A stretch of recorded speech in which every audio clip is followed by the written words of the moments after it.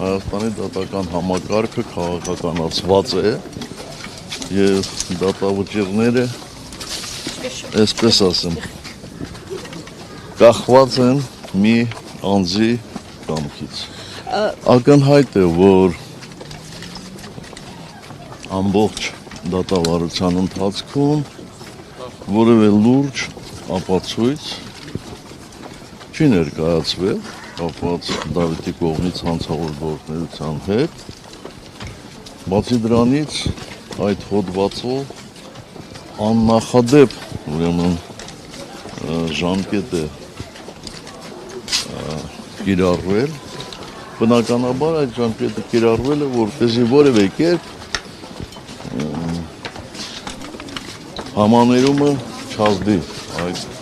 պատժամիջոցի վրա։